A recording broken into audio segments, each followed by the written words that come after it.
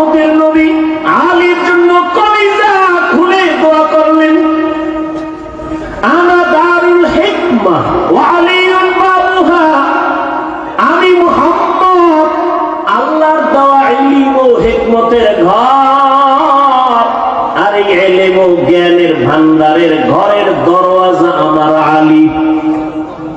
নবীর দোয়া লাগিয়ে গেছে।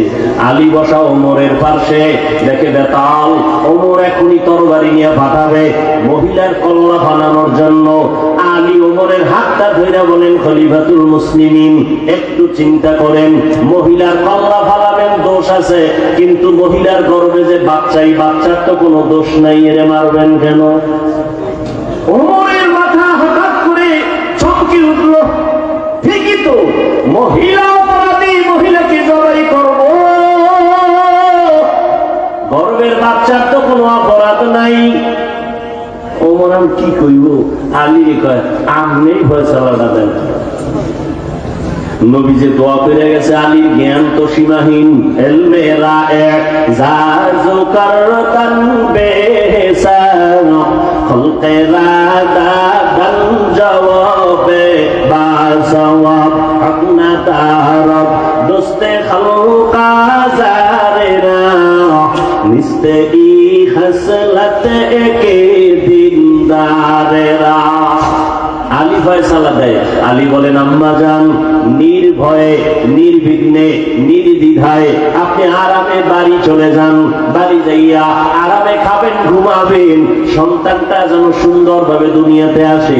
দুনিয়াতে সন্তান যখন ভূমিষ্ঠ হবে, সুন্দরভাবে হক আদায় করে লালন পালন করবেন। সন্তানটা বড় হবে, সন্তান বড় হওয়ার পরে সন্তান যখন নিজে নিজে চলতে শিখবে, নিজের পায়ে নিজে দাঁড়াবে, তখন সন্তানের হাতে পায় ওকে আলাদা করে দিবেন। সব কমপ্লিট করার পর আপনি যখন একা হয়ে যাবেন, তখন আদালতে আসবেন, আপনার একার বিচার হবে, সন্তানের উপরে বেইনসাফি হবে না। ওমর খুশি হয়ে একটা চিৎকার দিয়া বলে, লাউলা আলিয়ুল্লাহ লাকা ওমর, আজকে আলী যদি না হইতো আমি মনে হয় যেন জাহান্নামী হয়ে যাইতাম। হর কে তারত খৌফে হকদার দিল মাদাম জান্নাতুল মাওয়া দেহাত উরামাকাম। ওমর ডাকিয়ে কয়, ইনসাফের আদালত, এ আম্মা জান, কোনো ভয় নাই, নিরাপদে চলবেন। আফগানিস্তানে তাকাইয়া দেখো, ইসলামের খেলাফত চলতেছে, নারীরা পর্দা করে চলে, বেতন ঘরে টাইম মতো পৌঁছে যায়, কোন নারী গাধার মতো কাজ করবে, ইসলাম এটা সমর্থন করে না।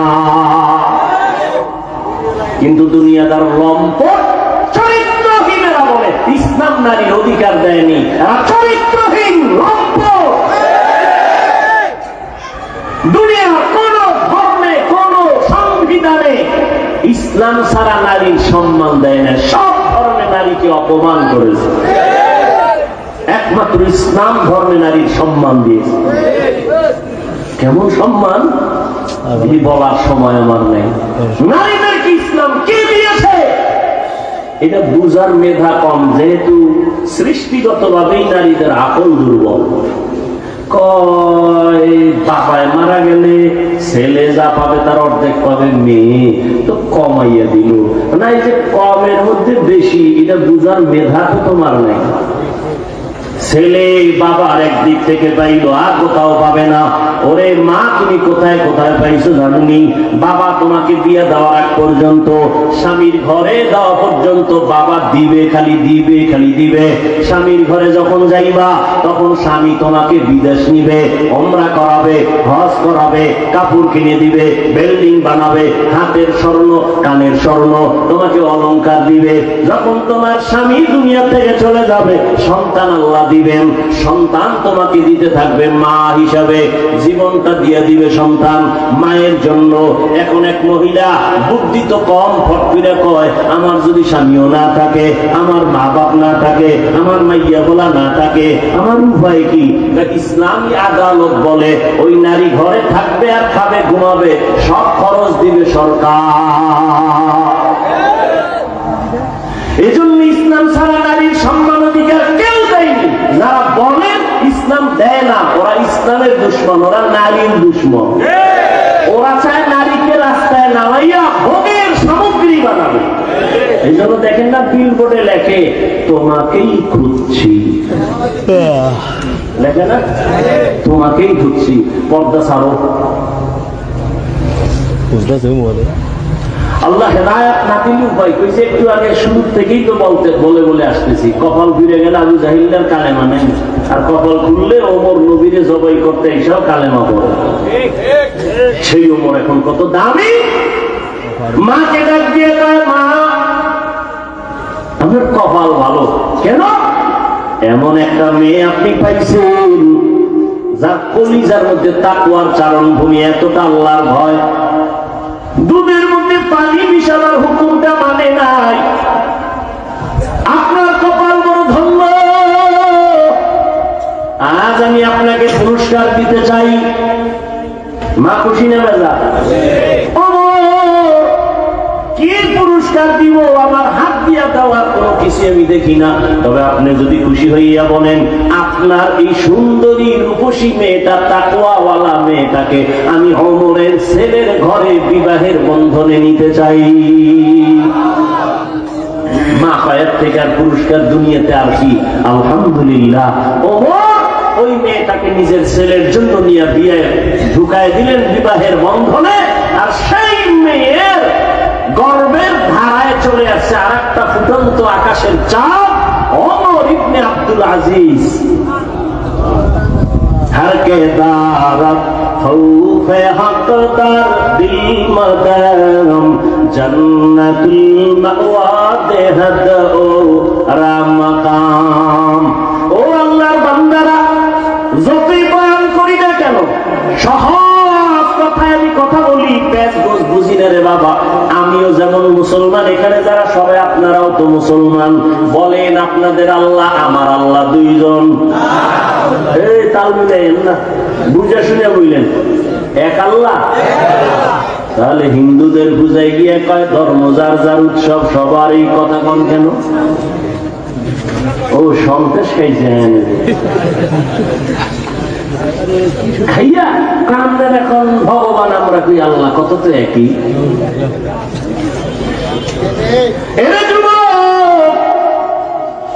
তুমি যে কথা বললা ধর্ম যার যার উৎসব সবার, তার মানে কি জানো? বিয়া যার যার বউ সবার।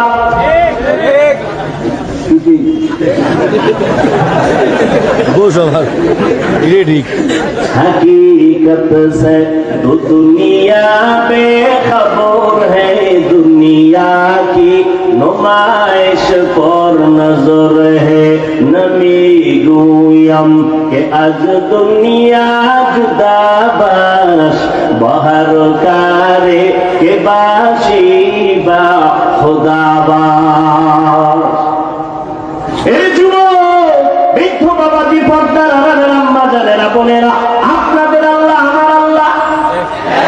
সবাই স্বীকার করেন আপনাদের নবী আমার নবী, আপনাদের কালেমা আমার কালেমা, আপনাদের ধর্ম আমার ধর্ম, আপনাদের কোরআন আমার কোরআন, আপনাদের কাবা আমার কাবা, আপনার আশা দুনিয়াতে আমার আশা। না আপনারা লুঙ্গি ভরে আসছিলেন? বিদায় বেলা কাফনের সংখ্যা আমারও যেমন 3টা কাফন হবে, আপনার মরণকালে 3 কাফন হবে, কালার হবে আলাদা। কালার কালার লইয়াও কি নাকি? কে সাদা পরলো টুপি, কে কালো পরলো, কে সবুজ, এ নিয়েও কি লাগি?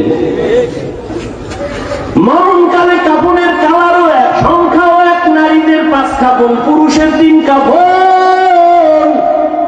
তবে আমগো হুজুর গো কাফনের উপরে লেখা থাকবে বড় হুজুরের লাশ। এমপি সাহেবের কাফনে লেখা থাকবে কোটিপতি, বাটপার, বড় ধোঁকাবাজ, চোর, দুর্নীতিবাজ লেখা থাকবে।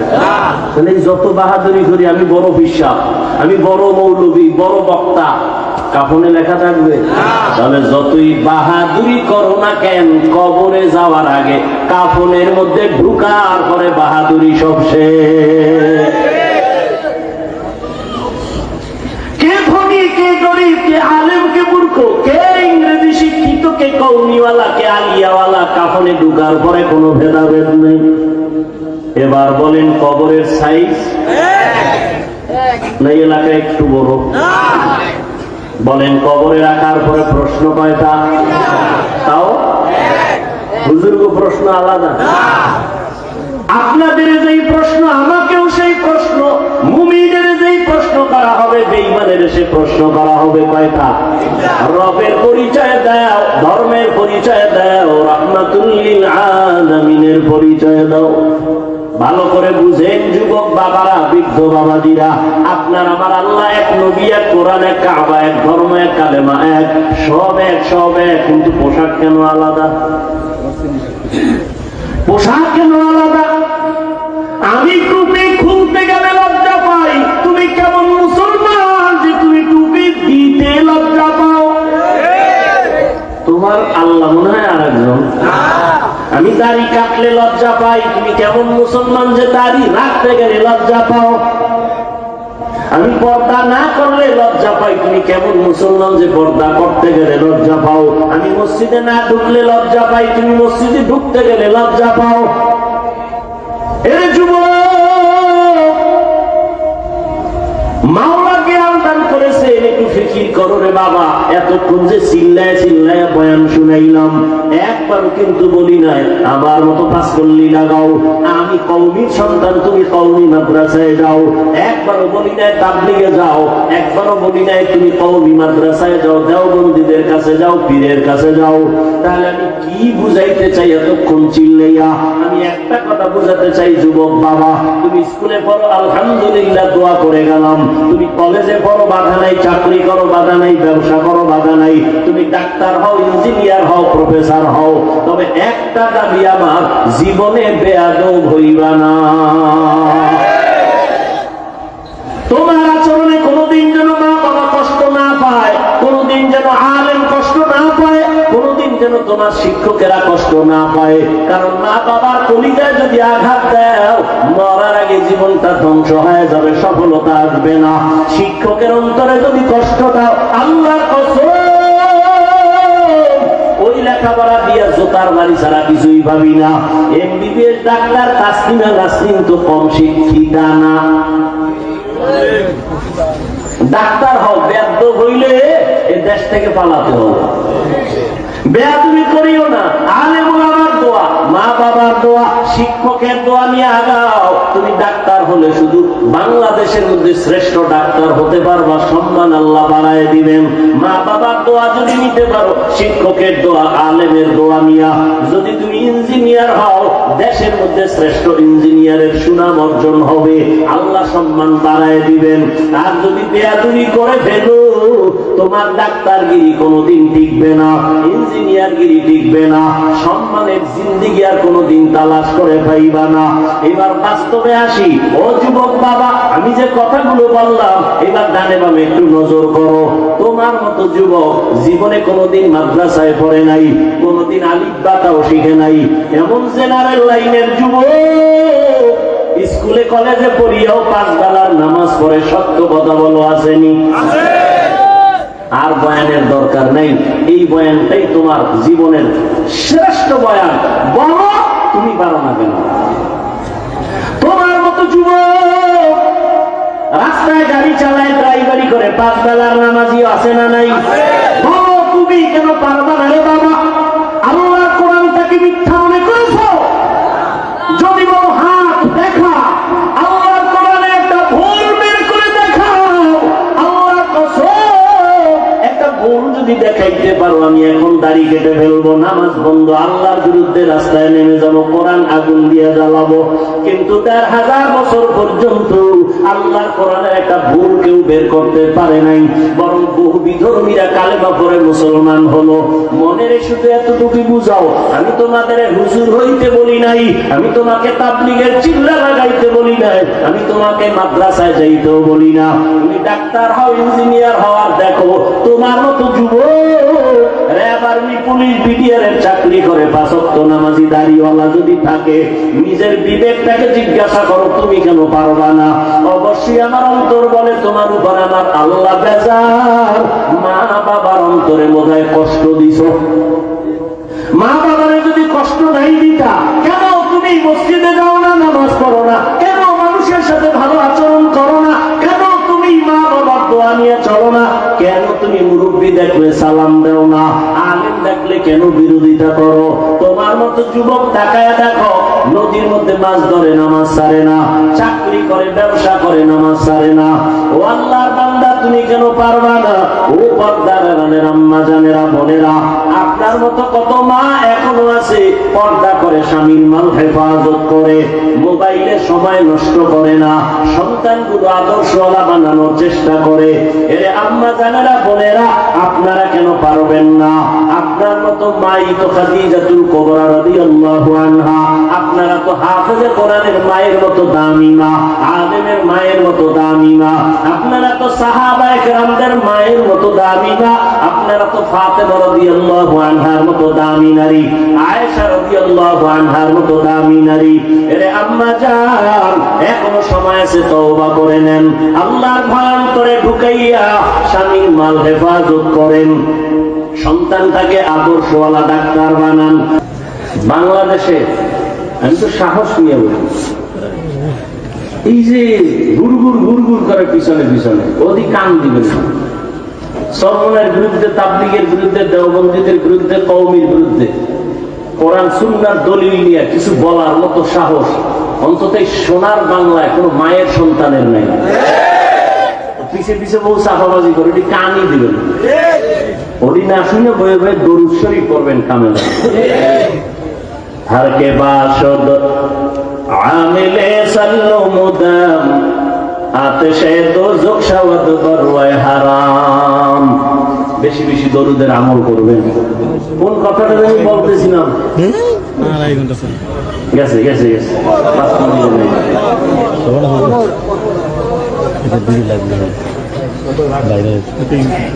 শয়তান ওই রাস্তা দিয়ে চলে না। যেই শয়তান আল্লাহর সামনে চ্যালেঞ্জের মোকাবেলায় দাঁড়ায় রইল, একদিন মুসা নবী আল্লাহর আদালতে যায়, কোহে তুরে আল্লাহর সাথে কথা বলতে, ইবলিসের সাথে দেখা। ইবলিস কয়, নবী মুসা কই যান? কয়, আল্লাহর সাথে কথা বলতে যায়। কয়, যখন যাইবেন আমার জন্য একটু কথা জিগাইবেন। কি? কয়, আল্লাহর সাথে তো ওই দিন আউলা জৌলা করে ফেলাইছি, নতুন করে কোনো রাস্তা আসেনি ক্ষমা টমা, আল্লাহ একটু জিগাইয়েন।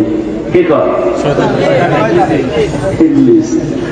মুসা নবী গেছে, আল্লাহর সাথে কথা টথা বইলে চলে গেছে, ওই যে ইবলিসের কথা মনে নেই। আল্লাহকে খারাপ পথে কারোর সাথে মোলাকাত হয়েছিল, আল্লাহ হয়েছিল তো ভুলেই গেছে। কার সাথে? যে মিস্টার ইবলিস। কি বলছে? কয়, আপনার সাথে তো জায়গা মতো উল্টা পাল্টা করে ফেলাইছে, এখন সে খুঁজতেছে কোন ভুল টুল ক্ষমার রাস্তা আছে। মুসা নবীর যেখানে কবরটা আছে, আরে আদম আলাইহিস সালামের যেখানে কবর আছে, ওখানে কি একটা সেজদা দিতে আমি মাফ করে দেব। যেহেতু আমার সামনে দেয় নাই, কই দিব? আদমের কবরে দিল না তো।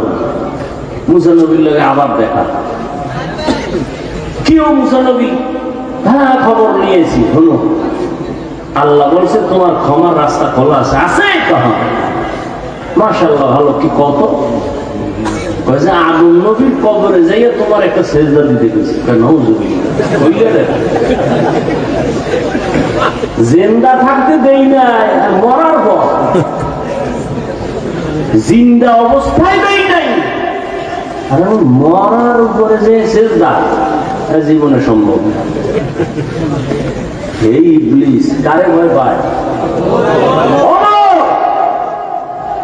এবার বুঝেন ওমর কেমন বেড়া। বাঙালি একটাই কয় শয়তান, তো আমারও ভয় পায়। কেন? আমি ওর থেকে বড় শয়তান। আমি যে আকাম জানি, শয়তানি খবরই নেই। এই পরিমাণ আকাম আমি করতে পারি। এটা বাস্তব, অবাস্তব কিছু না। সোনার বাংলায় যে আকাম চলে, শয়তানও জানে। শয়তানি আকাম করতে না, এত পরিমাণ আকাম চলে বাংলাদেশে। আরে আকামগুলো বেশি শিখাইছে মোবাইল। বাবাই খুশি ছেলেরে মোবাইল দিয়া আফসোস, ওই যে শুরুতে বলছিলাম না, বাঁচতে চায় অনেক দিন, কিন্তু হাতের মধ্যে অস্ত্র, দ্রুত মরা। মোবাইল হায়াত কমায়, চোখের পাওয়ার কমায়, কিডনি দুর্বল করে, হার্ট দুর্বল করে, যৌবন শেষ। ঠিক না? এই যেদিন থেকে উল্টা পাল্টা শুরু হয়েছে, ওই দিন থেকে তোমারও হারবাল কোম্পানিরও বিক্রি শুরু হয়ে গেছে। জানে তোমাদের অবস্থা ভালো না। আর আমার পরামর্শ, বিয়ে করিস না, বউয়ের হক আদায় করতে পারবি না, শুধু শুধু একটা ভেজাল মাথায় নিবি কেন? খবরদার। কথা করবো কি, বিয়া না কইরা আল্লাহ রসুল একটা ঔষধ দিছে, রোজা রাখা। রোজা রাখো, যৌবন কন্ট্রোল হয়। স্ত্রীর হক আদায় করা বড় কঠিন, সন্তানের হক এত সোজা না। এবার যুবকদের আর একটা মরণ অস্ত্রের নাম বাইক। এটা আর এক মরণ অস্ত্র। এটার মধ্যে উঠলেই শরীর খালি আগুন পাইবে, আগুন। কি এর শীত মিট, জাতর মেতর ভালায়া দৌড়, পেছনে বিপরীত পাশ থাকলে তো আরো আগুন। এমন দৌড় দিছে, ওভার ব্রিজের গোড়ায় যায় কাইপে, দুইজনে দুই দিক, চাক্কা ঘুরে মেশিন ছাড়া। আমি কি বানায় বলতেছি? বাঁচতে চাও বেশি দিন, কিন্তু আকাম করো দ্রুত মরা। গড় সংখ্যা হিসাব করো, ইদানিং কালে করোনার থেকে হিসাব মিলাও, যত মরণ অধিকাংশ যুবক যুবক যুবক, অধিকাংশ। আল্লাহ হেদায়েত দান করুন। এক যুবক মদের বোতল নিয়ে হাঁটতেছে, হঠাৎ করে দেখে ও রাস্তার মাথায় ওমর। কাফা শুরু হয়ে গেছে, শরীরে কম্পন, পিছেও হটতে পারে না। ওমরের নজর পড়ে গেছে, আর ওমরের তরবারি কথার আগেই চাইছে। এমন মদের বোতল নিয়ে ভয়ে কাঁপতেছে, আর আল্লাহরে ডাকতেছে, আল্লাহ ওমরের থেকে বাঁচাও, জীবনে আর মদ খাবো না, মরে যাবো। ওমর আস্তে আস্তে সামনে এসেই বলে, এই যুবক, তোর হাতে বোতল কি, দে। যুবক দিতে চায় না, ভয়, ভেতরে মদ। বলে, ভয় পাস না, দে। যুবক তো কলিজা দিয়ে আল্লাহর কাছে তওবা করে হয়েছে। বোতলটা ওমরের হাতে যখন গেছে, ওমর তাকায় দেখে এক ফোঁটা মদ নাই, পুরো বোতলটাই সাদা দুধে ভরা। এই সেই ওমর। রহমতের নবী বলেন, লাউ কানা বাদি নবিয়্যুন লাকানা ওমর। আমি মুহাম্মদের পরে আল্লাহ নতুন যদি কাউকে নবী বানাইতেন, আমার পরে নবী হতো আমার সাহাবী ওমর। তার মানে ওমর নবী হয় নাই, আল্লাহ আমার পরে কোন নবী বানাবেন না। অতএব যদি দুনিয়াতে আহমদ নামে, গোলাম আহমদ নামে উল্টা পাল্টা কেউ নবীর দাবিদার হয়, দলিল ছাড়া বলে দাও তারা কাফের। কাদিয়ানীদেরকে ইমানের তাগিদে কি ভালো মনে করা যাবে? তো ভালো মনে করা যদি না যায়, তাদের পণ্য কেন আপনি ব্যবহার করেন? এই যে ইসরায়েলকে ভালো মনে করেন, তাদের পণ্য কেন আপনারা ব্যবহার করেন? যেই জিনিস খাওয়া হারাম, তা বিক্রি করা হারাম, তার ব্যবসা হারাম। মদ পান করা হালাল না হারাম? এর ব্যবসাও হারাম। বিড়িটা না সুন্নত, এর ব্যবসাও হারাম। যেই জিনিস ব্যবহার করা হারাম, তার ব্যবসাও কি হারাম। হালাল ভাবে টাকা অর্জন করেন, কোটি টাকার দরকার নাই, লাভ কি? ওই বিল্ডিং ফিরে জঙ্গলে ঘুমাইবেন, রিক্সা চালায় খান, খেরের ঘরে থাকেন, আরামে থাকেন, বউ মাইয়া বলা নিয়ে একটু জীবন যাপন করেন, স্বাচ্ছন্দ্যে চলেন, দিন আনবেন, দিন খাইবেন, টেনশন নাই। হালাল নেন, ৫,০০০ টাকায় ৫ কোটি টাকার বরকত। হালাল ভাবে চলার চেষ্টা করেন। যেই ব্যবসায় হারাম চলে না, হাত দেন রিজিকের মালিককে। পিপিলিকার খানা কে দেন? জঙ্গলের প্রাণীর খানা কে দেন? নদীর মধ্যে হাজারো কোটি ধরনের মাছ কে খাওয়ায়? উড়ন্ত পাখির খানা কে দেন? জঙ্গলের প্রাণীরা সকাল 8টায় বাজারে নাস্তা খায়, আল্লাহ ওদের বাসায় পৌঁছায় দেয় না? ওরা দামি না আমরা দামি? তা আপনি কেন কুকুরের মতো জিহ্বা বের করে দৌড়াচ্ছেন খানার পিছনে? আমরা দামি হলে তো আল্লাহ আমাদের ঘরে দিয়ে যাবেন। সেই বিশ্বাস কেন দুর্বল আপনার? দুর্বল হওয়ার কারণ আপনার ব্যবসার শুরুই হারাম দিয়া, লোন দিয়া, সুদ ঘুষ দিয়া, তো কেমনে বরকত হবে? এই জন্য আল্লাহ পাক এত বয়ানের পরেও আজ আমাদের আমলনামা শূন্য কেন? সব বয়ানের মূল দুর্বলতা আল্লাহর ভয় নেই। এই জন্য আল্লাহ বারবার বলেন, ইয়া আইয়ুহাল্লাযীনা আমানুত্তাকুল্লাহ, ও মুমিন আমি আল্লাহকে ভয় করো। এখানে যারা বসা সবাই বলবে আমরা আল্লাহ। এই এই পাগল কি সাইডে দেব কিন্তু তোমার বসার মন না চাইলে ঢুকছো কেন? মনোজারটা দিয়েই ফেলাম। এই ব্যাগ তুমি পছন্দ করি না।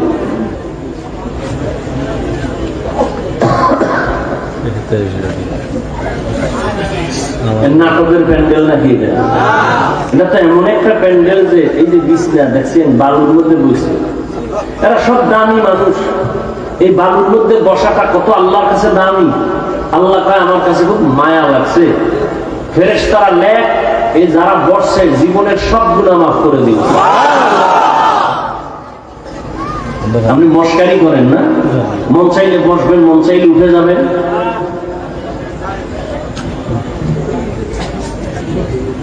আল্লাহকে ভয় করেন। আল্লাহ বলেন, ও মুমিন আমাকে ভয় করো। এখানে যারা আছে সবাইকে যদি আমি বলি আপনারা কারা কারা আল্লাহকে ভয় করেন, সবাই হাত উঠাইবে না? অথচ সুদের টাকায় চলে, সেও বলে আমি আল্লাহকে ভয় করি, হাত তুলে উঠাই বলবে আমি আল্লাহরে ভয় করি। অনেক চালাক বলবে আমরা হুজুরগো থেকে বেশি ভয় করি। অথচ নামাজ নাই, রোজা নাই, তেলাওয়াত নাই, পর্দার খবর নাই। দেখছেন না? মনে হয় যেন জীবনে এমন ঈদের আনন্দ করে নাই। এই ঈদে যেই পরিমাণ আনন্দ, আনন্দের আর এক নাম হলো জেনা, বেবিচার। জেনা চলছে, জেনা চোখের জেনা, কানের জেনা, হাতের জেনা। ঢাকার শহর সহ সারা দেশের মধ্যে নাচ গান। এটা কি মুসলমানের কাম্য? মানে জন্মের মতো ঈদের আনন্দ করছে, নারী পুরুষ সমান।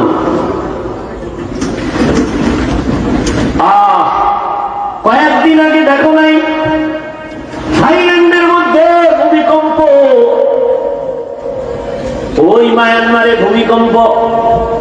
বারবার কিন্তু প্রচার মিডিয়ায় বারবার বলতেছে ঢাকার অবস্থা ভয়ানক, এমন ভূমিকম্প হবে, মাত্রা বেড়ে যাবে যে সব ধ্বংস হয়ে যাবে। বাংলাদেশটা ধ্বংস করতে একটা সেকেন্ডের সময় লাগবে না। জেনা বেবিচার যত বাড়বে তত আল্লাহর গজব আসবে, বারবার বারবার ভূমিকম্প হবে। ও আমার কলিজার যুবক, আল্লাহ তো বিবাহ হালাল করেছে, তুমি কেন হারাম পথে দৌড়াও?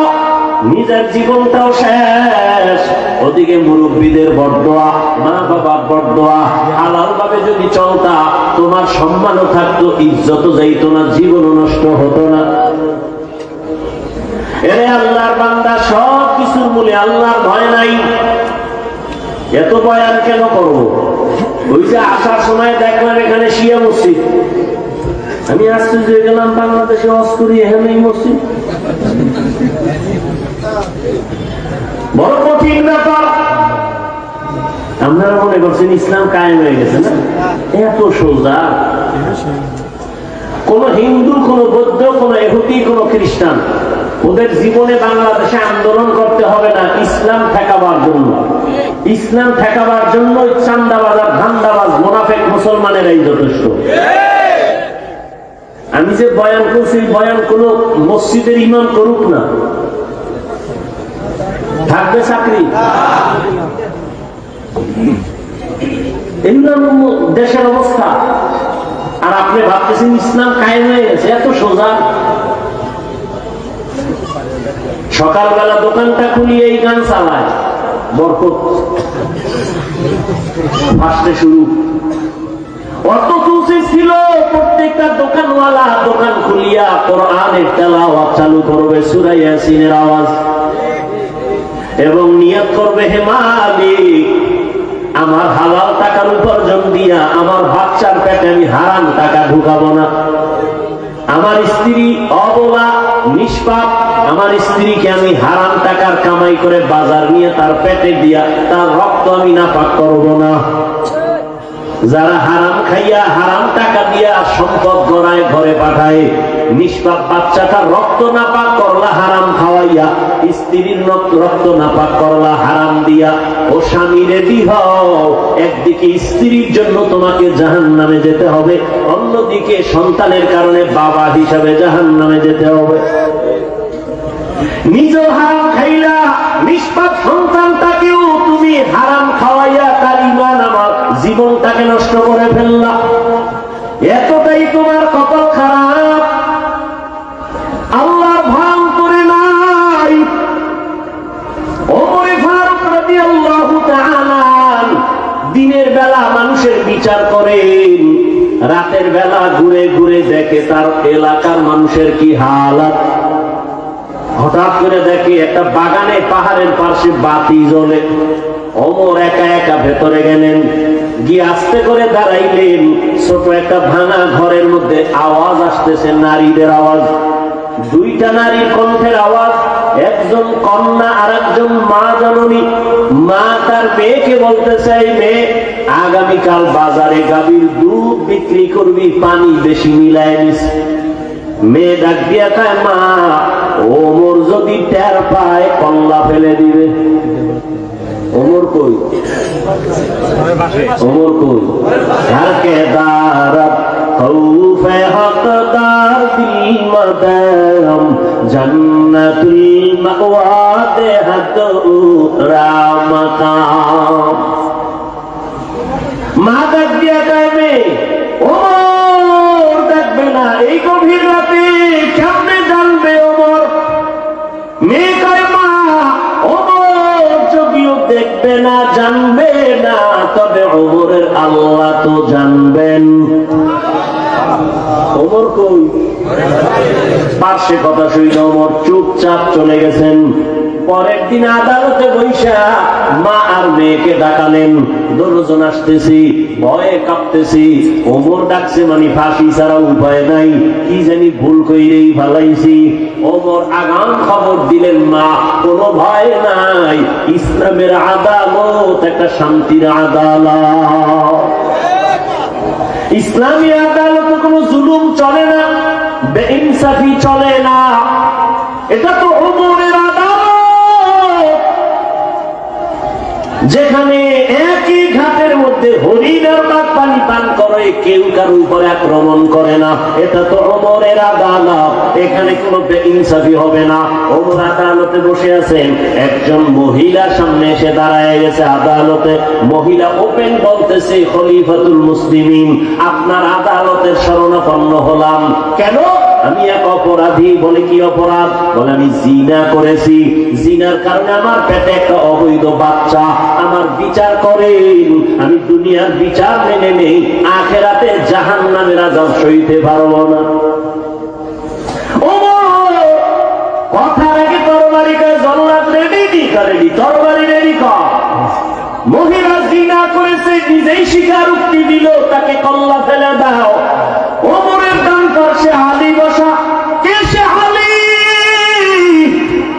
7 বছর যখন আলীর বয়স, ওই বয়সে হযরত আলী নবীর হাতে হাত লাগায় কালেমা পড়ে ফেললেন। 7 বছরের আলী, 7 বছর, কেউ বলেন 11, কেউ বলেন 12, 7 থেকে 12 মাঝখানে আলী নবীর হাতে কালেমা পড়িয়া এমন ভাবে মুসলমান। এতদিন ছিলেন চাচাতো ভাই, এখন সাহাবী। কিছুদিন পরে আলী হবেন নবীর জামাতা।